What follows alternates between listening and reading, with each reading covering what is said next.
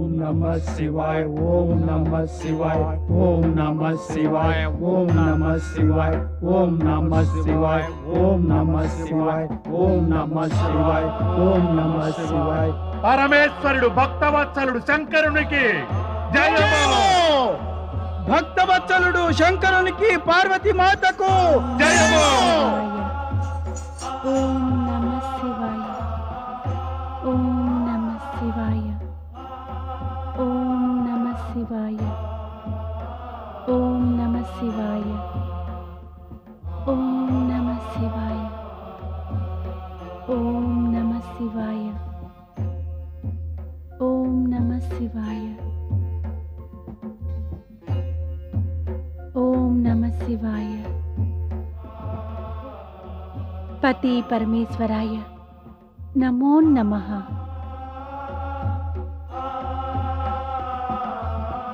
చేతిలో పూలు, మనసులో ప్రేమభావం, ముఖంలో విషాదమేల దేవి. నేను సుఖంగానే ఉన్నాను. ఒక శుభ సమాచారం విను, ఇంకా సుఖంగా ఉంటావు.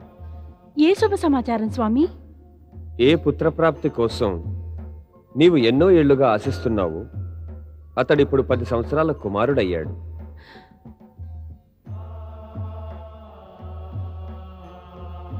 మన పుత్రుడా? అవును దేవి, నీ పుత్రుడు 10 సంవత్సరాలు పూర్తి చేసుకుని. పరమేశ్వర, చాలు. ప్రతికూల పరిస్థితిలో నాకు పుత్రుడు జన్మించాడా? ఇన్నాళ్ళు నాకు తెలియనే లేదే. కానీ మీరు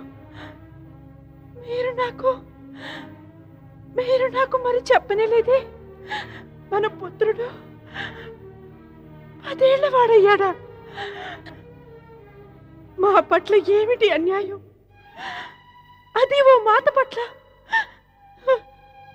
శాంతించు దేవి, శాంతించు. నీ మనసులోని బాధను గ్రహించగలను. నీవు కూడా పరిస్థితిని అర్థం చేసుకోవడానికి ప్రయత్నించు. ఎలా ఈ అప్రియ సంఘటన జరిగిందో. మీరు సర్వశక్తి సంపన్నులు. మీ సామీప్యంలో ఇలాంటి అప్రియ ఘటన ఎందుకు జరిగింది స్వామి? సర్వశక్తి సంపన్నులు కూడా ప్రకృతి యొక్క సూక్ష్మ నియమాలకి బంధితులే. ఎలాగైనా శివపుత్రుడు 10 సంవత్సరాల పాటు 6 కృతికల మాతృత్వం, వాత్సల్యాన్ని పొందవలసి ఉంది. దాంతో జగత్తు అతడికి కార్తికేయుడని పేరిచ్చింది. ఆశ్చర్యం ఏమిటంటే స్వామి, మాకు ఈ నిజం గురించి ఏమాత్రం జ్ఞాపకం లేదు. ఎలా ఉంటుంది? నీవు నీ క్రోధంతో ఉత్తేజితురాలవై దేవతలకు శాపం ఇస్తూ ఉంటే.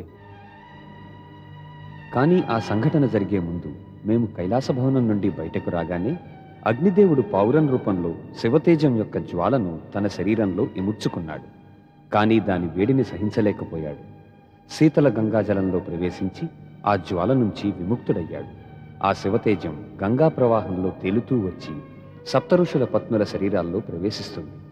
ఆ సాధ్వీమణులు దాన్ని భరించలేక అరుంధతి మాట విని పంచాక్షరి మంత్రాన్ని జపిస్తారు.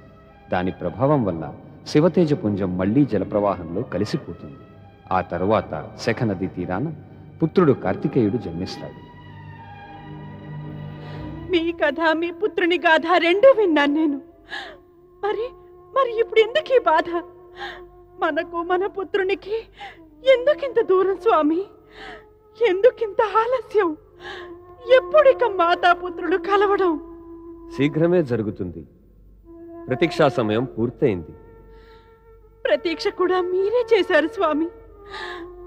మాకు అవకాశం కూడా ఇవ్వలేదు మీరు. చెప్పండి, ఎప్పుడు వస్తాడు మన పుత్రుడు? ఇప్పుడు తను లేని ఒక్కొక్క నిమిషము భారమైపోతుంది.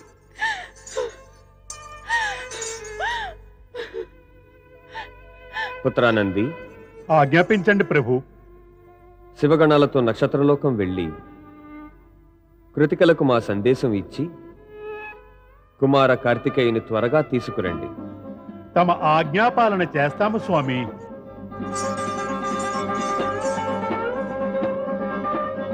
మేం మా చిన్నారిని చూడను కూడా లేదు. ఎలా ఉంటాడు మా పుత్రుడు? అతనికి అమ్మ జ్ఞాపకం ఎప్పుడూ రాలేదా? ఒక్క మాట అతని ఇక్కడికి వస్తే చాలు ఎంత ప్రేమిస్తానంటే జగతిలో ఏ తల్లి అంతగా ప్రేమించుండదు. మా పుత్రుడు కార్తికేయుడు. చెప్పుకో, నేను ఎక్కడ దాక్కున్నానో? నువ్వే చెప్పు, ఎక్కడ దాక్కున్నావో? నేను ఇక్కడ దాక్కున్నాను. ఇక్కడెక్కడా? ఇక్కడే. నీ ఇక్కడ, మా ఎక్కడా? ఇంకా అక్కడవుతుంది కదా. నేనెక్కడున్నానో చెప్పేశాను. ఇక ఇక్కడ అక్కడ ఏమీ లేదు. చెప్పితే ఇంకా ఆటంతా చెడిపోతుంది. అయితే సరే, మేము అందరం అమ్మలం కలిసి వస్తాము. నీవెక్కడున్నావో చూసి పట్టుకునేందుకు. అందరూ కలిసా? వద్దు వద్దు, మరైతే నన్ను పట్టేసుకుంటారు. అయ్యో, కొంచెం దయ చూపండి బాలుడిపై. దయ? ఏమైందని దయ? దయ కాకపోతే కనికరమైనా సరే, కనికరించండి. సరే అయితే, అందరికన్నా ముందు నేనొస్తాను పట్టుకునేందుకు. తప్పకుండా రా. కానీ ఒక్క మాట గుర్తుంచుకో, మీరందరూ పెద్దవాళ్ళు, అమ్మలు కూడా. నాకంటే ఎక్కువ చతురులు. అందుకని మరి నా చతురత చూపేందుకు కొంచెం అవకాశం ఇవ్వాలి. మరి నేను ఒక చిన్న పిల్లాన్ని కదా. ఎలాంటి చతురత? ఎప్పుడు సుకృతి మాత నన్ను పట్టుకునేందుకు వస్తుందో అప్పుడు తక్కిన 5 అమ్మలు కూడా తమ తమ కళ్ళు మూసుకోవాలి, నోరు కూడా మూసుకోవాలి. నేను చెప్పినప్పుడు మీరు కళ్ళు నోరు తెరవాలి సుమా. మాకందరికీ సమ్మతమే. ఇప్పుడే వస్తున్నా నిన్ను పట్టుకోవడానికి.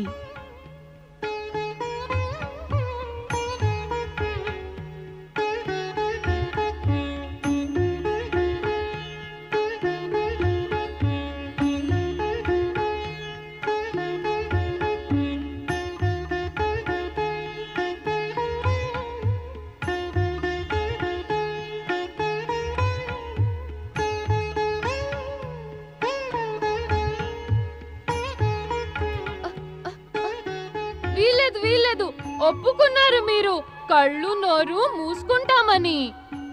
కార్తికేయ, వీళ్ళు కళ్ళు నోరు మూసుకునే ఉన్నారు.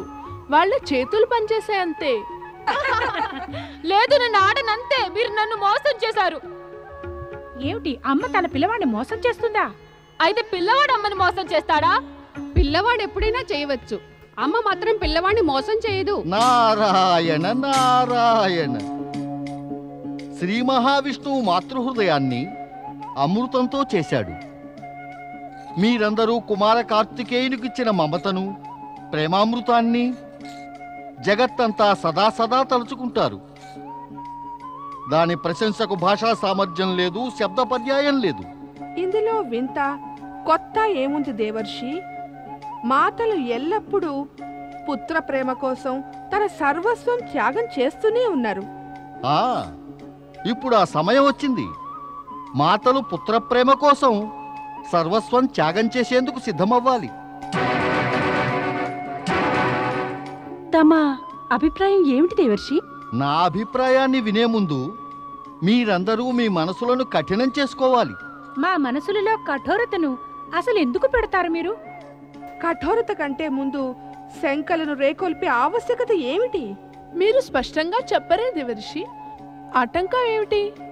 నేను స్పష్టంగా చెప్పేస్తాను, కానీ మీరు వినగలరా అని. సుఖదుఖాలు కావడి కుండల్లాంటివి. దుఃఖం ఎక్కువసేపు ఉండనట్లే సుఖం కూడా సమయం రాగానే ఏమీ చడి చప్పుడు లేకుండానే వెళ్ళిపోతుంది. అయితే దేవర్షి, మీరు చెప్పేదేమిటంటే మా జీవితాల నుంచి సుఖం వెళ్ళిపోతుందనా? కార్తికేయుడు వెళ్ళిపోతే మరి దాని అర్థం అదే అవుతుంది. కార్తికేయుడా? వెళ్ళిపోతాడా? మమ్మల్ని విడిచిపెట్టి వెళ్ళిపోతాడా కార్తికేయుడు? మేము అతడు లేకుండా ఎలా ఉంటాం? మరి అతడు ఎందుకు వెళ్ళిపోతాడు? ఎక్కడికెళ్తాడు? నాకు బాగా తెలుసు. ఇది వినగానే మీ అందరి మనసుల్లోనూ దుఃఖం పొంగి పొరలి వస్తుందని. తెలుసుంటే ఇటువంటి కటువైన కఠోర సత్యాన్ని చెప్పే అవసరం ఏమిటి? ఈ సత్యం కటువైనది, కఠోరమైనది అయినా తిరుగులేనిది, లోక కళ్యాణకారి కూడాను. విందాం, ఎలాంటి కళ్యాణకారి ఇదో. సర్వ జగత్తుకి శివపుత్రుడు కార్తికేయుని జన్మ తారకాసురుని వధ కోసం, శివభక్తిని ప్రచారం చేసేందుకు కూడా. ఈ 2 కార్యాల్ని అతడు నక్షత్రలోకంలో ఉండి చేయలేడు. అందువల్ల అతడు కైలాసం వెళ్ళడం అనివార్యం. కార్తికేయ పుత్ర కార్తికేయ వీల్లేదు. మేము కార్తికేయుడు లేకుండా ఉండలేము. మేము ఇతన్ని వెళ్ళనీయం. భవిష్యత్తుని మనం ఆపగలమా దేవీమణులారా? ఎవరైనా ఆపగలమా అని? కైలాసం నుంచి శివదూతలు శివపుత్రుని తీసుకెళ్లేందుకు ఎప్పుడైనా రావచ్చు. ఓం నమః శివాయ. ఓం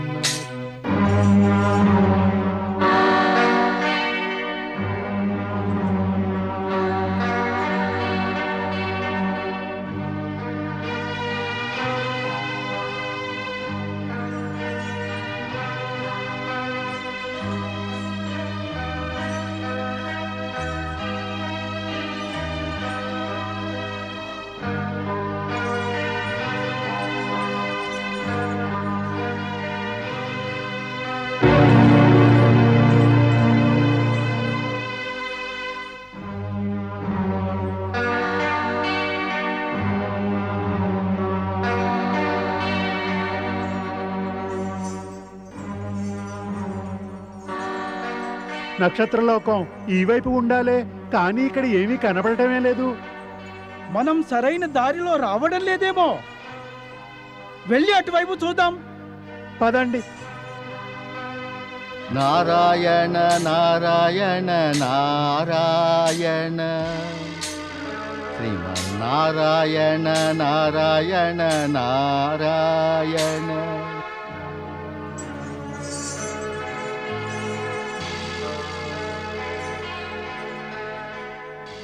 నారాయణ. ఆగండి, మనం ఎటెళ్తున్నాం?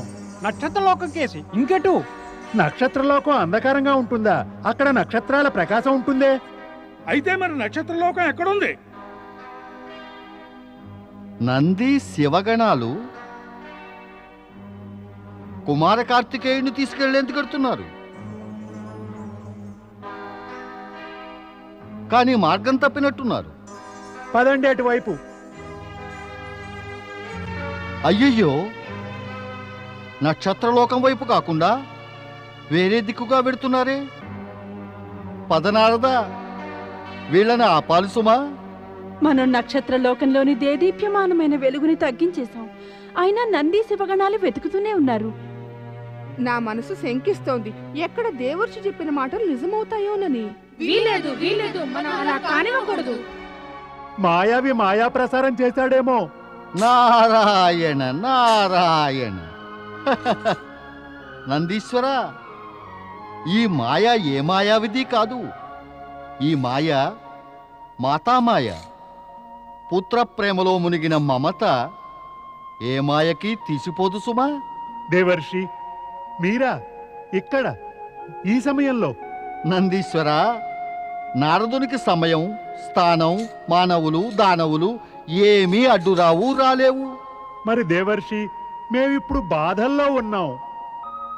నంది, మీరు ఏ ఉద్దేశంతో నక్షత్రలోకానికి వెడుతున్నారో ఆ సమాచారం తెలియగానే అక్కడ శోకం కమ్ముకుంది.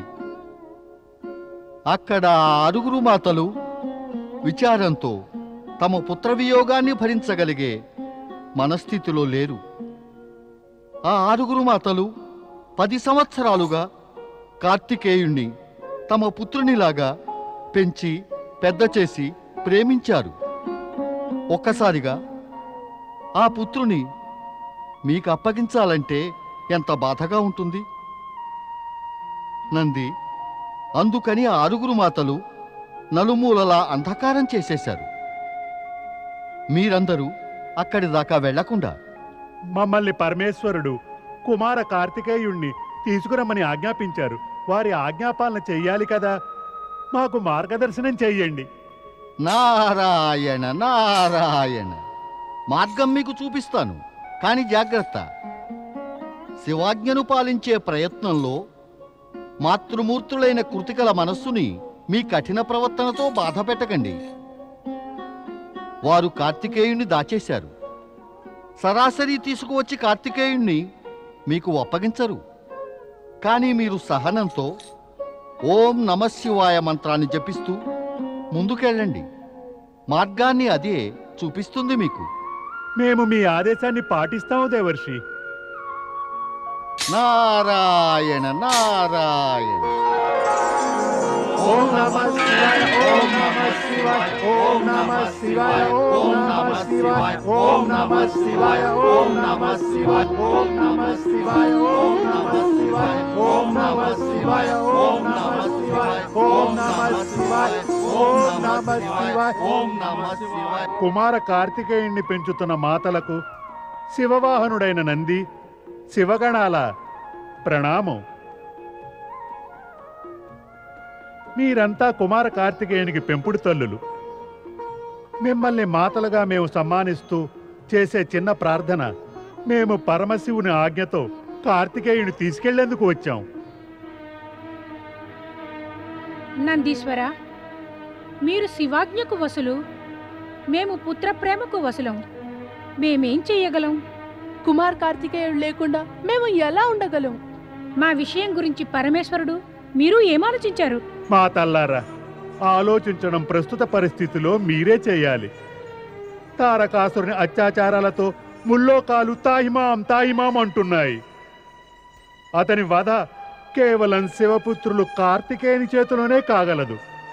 పార్వతీ మాత కూడా పుత్రవియోగంతో వ్యాకులమైంది. అంటే మేమే అందరి బాధలు గ్రహించాలి. మా బాధనెవరు గ్రహిస్తారు? మీరు అందరి బాధలు గ్రహిస్తే మాన్యులవుతారు. మీరు 6గురే మాతలు. తారకాసురుడు ఎంతమంది మాతలను విపుత్రులను చేశాడో ఇప్పుడు మీరు ఆలోచించకపోతే ఇంకా ఎందరి మాతలను విపుత్రులను చేస్తాడో, ఎంతమంది పుత్రులను అనాథలుగా. ఒకరి కోసం అనేకులను కాదు, అనేకుల కోసం ఒకరు బలి అవడం లోకహితం అవుతుంది, లోకమాన్యం అవుతుంది. పుత్ర, నా చిన్నారి. ఏం కుమారా, మమ్మల్ని విడిచిపెట్టి వెళ్ళిపోతావా? మా మీద నీకున్న ప్రేమ సమాప్తమైపోతుందా? మమ్మల్ని విడిచి వెళ్తుంటే నీ మనసులో బాధగా లేదా? నందీశ్వరులు ఇప్పుడిప్పుడే చెప్పారు కదా, అనేకుల కోసం ఒకరు త్యాగం చేయటం జగత్ ప్రతిష్ఠ పొందుతుందని. అయినా నేనెక్కడికి వెళ్తున్నాను? పుత్రుడు మాత నుంచి దూరంగా వెళ్ళినప్పటికీ హృదయానికి దూరంగా వెళ్ళగలడా? బుద్ధిశాలిలాగా మాట్లాడుతున్నావే నీవు. ఒకే మాటుగా 6 మాతల శిక్షణ, సంస్కారం, ప్రేమ పొందాను మరి. కుమారా, మేం మాతలు అందరం మా ప్రేమనంతా నీ మీద ఒలకపోసేస్తాం, కానీ నిన్ను మాత్రం ఇక్కడి నుంచి పంపించలేము. చూడండి, ఇప్పుడు ఈ జగత్తులో ఎటువంటి మాత అయినా గాని జగత్తులో వ్యాప్తంగా ఉన్న అవినీతి, అన్యాయం, అత్యాచారాలను ఆపేందుకు వెళ్లే పుత్రుణ్ణి ఆపుతుందా? మా పుత్రుడు బుద్ధిమంతుడైపోయాడే. పరమార్థం గురించి మాట్లాడుతున్నాడు. పరమార్థం కోసం మనం స్వార్థాన్ని త్యాగం చేయాల్సిందే.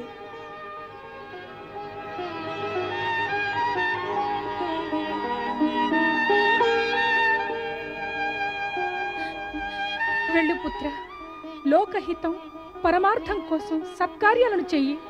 దేవుడు నీకు అసామాన్య బలం, సామర్థ్యం, సౌభాగ్యం ఇచ్చుగాక. మమ్మల్ని మర్చిపోకు పుత్ర. నీ స్మరణ నాకు శక్తినిస్తుంది మాతలారా. నందీశ్వర, జాగ్రత్తగా నెమ్మదిగా తీసుకెళ్ళండి కుమారుణ్ణి. పార్వతీ మాతకు, పరమేశ్వరునికి మా అందరి నమస్సులు నివేదించండి. మీరు నిశ్చింతగా ఉండండి.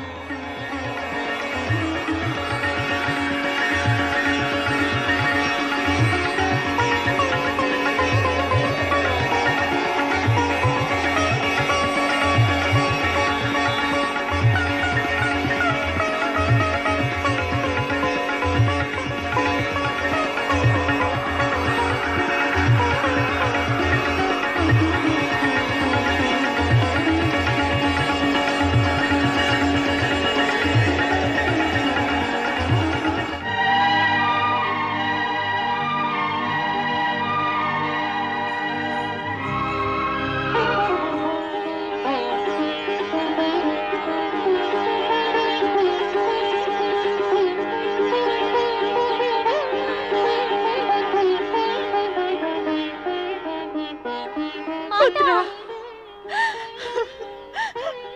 పుత్ర పుత్ర పుత్ర మా చిట్టి తండ్రి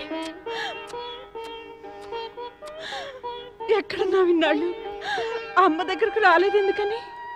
నువ్వు లేకుండా ఎంత చిన్నపోయిందో తెలుసా? చెప్పు చెప్పవేమిట్రా, ఎందుకు రాలేదు నువ్వు?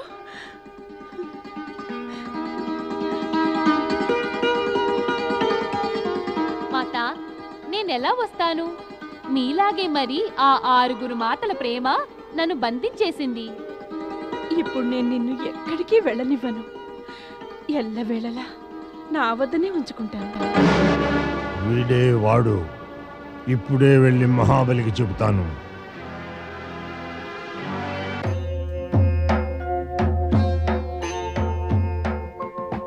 పరమబ్రహ్మ పిత పరమేశ్వరాయ నమః.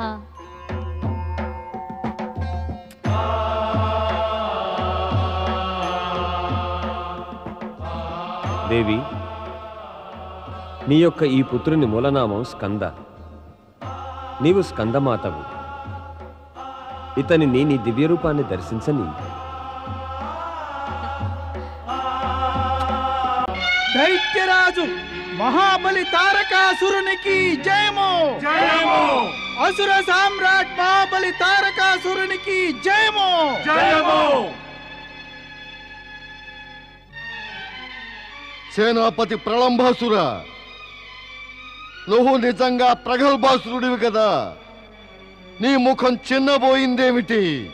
క్షమించండి మహాబలి, దౌర్భాగ్యం మన అందరినెత్తికి చుట్టుకుంటోంది. త్వరలోనే అందరి ప్రగల్భాలు ఆగిపోయే సమయం వచ్చేస్తుంది.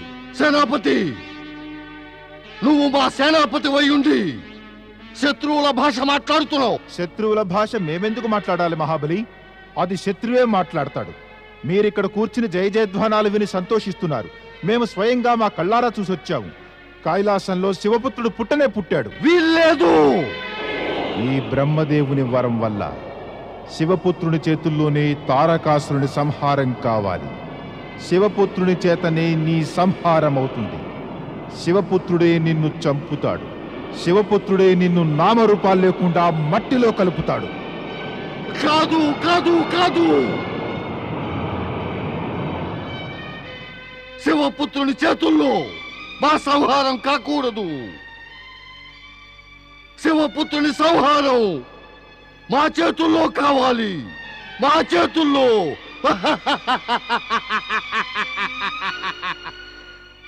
శివపుత్రుని వధ మా చేతుల్లో కావాలి. సేనాపతి, ఆజ్ఞాపించండి ప్రభు. ఈ క్షణంలోనే కైలాసం మీద ఆక్రమణ చేయాలి. నారాయణ నారాయణ.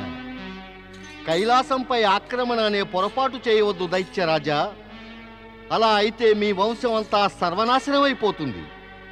ఎవరి పుత్రుని చేతిలో మీకు మృత్యువు రాసిపెట్టి ఉందో మీరు వారిపైనే ఆక్రమణ చేస్తే మీకేం దశ పడుతుందో స్వయంగా మీరే ఆలోచించండి దైత్యరాజా. ఆలోచించడం అనే చేతకాని పనులు నువ్వు చేయనారదా? మేమైతే పరిణామాల పరిధులు దాటాలని నిర్ణయించుకున్నాం. నారాయణ నారాయణ. దైత్యరాజా, అప్పుడప్పుడు మీరు కూడా ఆ చేతకాని పనులు చేసి చూడండి. దానితో ఆయుక్షీణం అనే కష్టాల నుంచి తప్పించుకోవచ్చు. అవునా? నరదా, నువ్వు మాకు శత్రువు, ఆ దేవతలకు మిత్రుడవు. మహాబలి తారకాసుర, ఎప్పుడైతే నువ్వు దేవతవైపోతావో అప్పటి నుంచి నేను నీకు మిత్రుడినే అవుతాను. కానీ నాకు తెలుసు అది అప్పటికీ జరగనే జరగదు. నారాయణ నారాయణ. ఏమిటి జరగదు? ఆ విషయమే మీరు నిజాన్ని అర్థం చేసుకోవడం. ఆక్రమణ వల్ల రక్ష కాదు, సర్వనాశనమే అవుతుందని. నరద, నువ్వు శబ్దజాలాన్ని అల్లుతున్నావు. కానీ మాకు ఆ శబ్దాల అర్థం తెలుసుకోవాలంటే మా బుద్ధి బలాన్ని ఉపయోగించాలి. నారాయణ నారాయణ. దైత్యరాజా, బలాన్ని ఉపయోగించవద్దు, దాన్ని తగ్గించండి. ఏమంటున్నావు నారదా? నేను నిజమే చెబుతున్నాను. అప్పుడప్పుడు మన బుద్ధి బలం ఎక్కువైపోయి అది సమయానుసారంగా తగ్గకపోతే జీవితమే బలహీనమైపోతుంది. దైత్యరాజా, శివుడు మహాశక్తికి ఒక మూల కేంద్రం. ఆ మహాశక్తిని ఎదుర్కోవటము అంటే స్వయం నాశనమే. అయితే నేనేం చేయను? శివపుత్రుని ద్వారా మా సంహారం అవుతుందా? ఇప్పుడు ఎక్కడికి పోను? అంతకంటే మంచిది ఆ బ్రహ్మదేవుని హెచ్చరిక వినకుండా మళ్ళీ స్వర్గంపై దాడి చేయాల్సింది. నారాయణ నారాయణ. దైత్యరాజా, తమరు తమపైనే శత్రుత్వం చూపాలనే శపథం పట్టారా ఏమిటి? నేను మళ్ళీ మళ్ళీ ఎంత చెప్పినా ఆ మృత్యువుని ఆహ్వానిస్తూనే ఉన్నారే మీరు. చెయ్యండి ఆక్రమణ, చూడండి దాని పరిణామం. వినాశకాలే విపరీత బుద్ధి.